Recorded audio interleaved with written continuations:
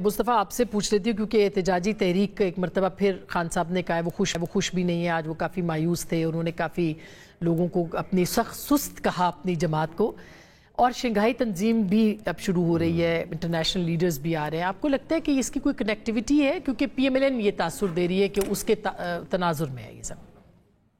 Frankly माजी में एक दफ़ा ऐसा हो तो चुका है, एक प्रेसिडेंट तो मौजूद है कि जिस वक्त धरना जारी था और तहरीक इंसाफ की जानिब से ही जारी था, तो उस वक्त बहुत से गैर मुल्की वफूद ने पाकिस्तान में आना था, जिनमें चीन के सदर की भी विजिट थी, और वो फिर काफ़ी अरसे के लिए डिले हुई उस सूरत हाल की वजह से।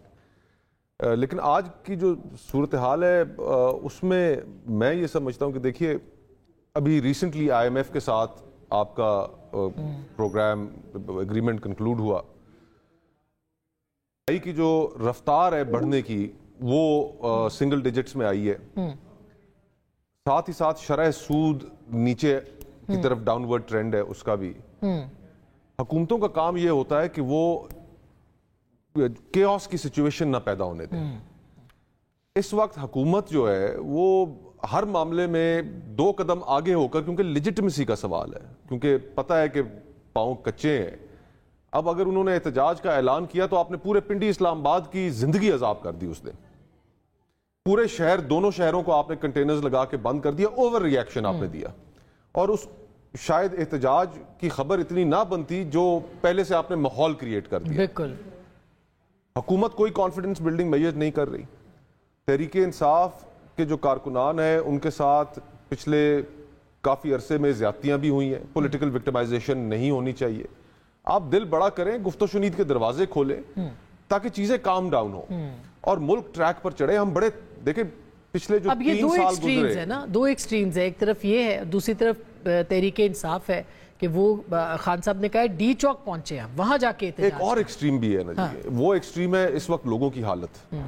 बिल्कुल। देखिए, लोग नहीं अपने बिल्स बिजली के दे पा रहे, तो वो तहरीक चला पाएंगे?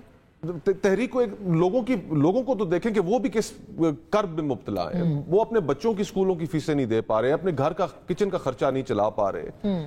और ये सारी चीजें इस तरह क्यों है? क्योंकि जो सियासी अशराफिया है इस मुल्क की, वो आपस के झगड़े नहीं खत्म कर पा रहे। बैरिस्टर साहब, ये बात तो दुरुस्त है। बस एक जुमला सिर्फ कहूंगा कि सियासी जमातों की जो लड़ाई थी वो फैलते फैलते इदारों तक पहुंच गई। अब सुप्रीम कोर्ट के अंदर भी जो हो रहा है ये पोलराइजेशन का नतीजा है। मीडिया के अंदर भी जो हो रहा है वो पोलराइजेशन का नतीजा है, और हर इदारे में। तो अब इस सूरत हाल को खत्म करने का तरीका सिर्फ और सिर्फ यही है कि आपस में मिल बैठ कर बात करें। देखिए, लोगों ने बहुत कॉस्ट पे कर दी है पिछले 3 सालों में। है, बिल्कुल। 76 सालों में पाकिस्तान की तारीख में लोगों को इतने मुश्किल हालात से, महंगाई से नहीं गुजरना पड़ा जितना पिछले 3 साल में गुजरा। ये बात दुरुस्त है और ये काम आपने करना है। जी जरूर करते हैं।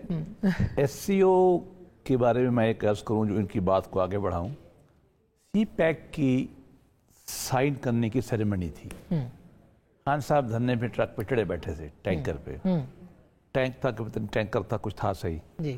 उस वक्त उन्होंने कोई रिजर्वेशन की चीन ने, तो हमने खान साहब से कहा धरना ख़त्म कर दो। उन्होंने कहा मैं नहीं करता। हमने रिक्वेस्ट की कि आप कुछ दिनों के लिए डी चौक से हटा के F9 पार्क ले जाएं और हम गारंटी करते हैं कि आप वापस आ जाना। क्योंकि प्रेसिडेंट शी नहीं आ रहा था। खान साहब हमारी बात नहीं मानी, लेकिन स्टेज पे उन्होंने खड़े होके, और शाह महमूद साहब ने भी गालियां निकाली जी। वो कंटेनर उस वक्त वो उस पे थे। बिल्कुल। तो अगर ये मुल्क के मफाद में ऐसा है तो ये इसका हमें सबको एहतियात। हमारा 1 साल फिर प्रेसिडेंट शी नहीं आए थे, हमारा 1 साल लेट हुआ।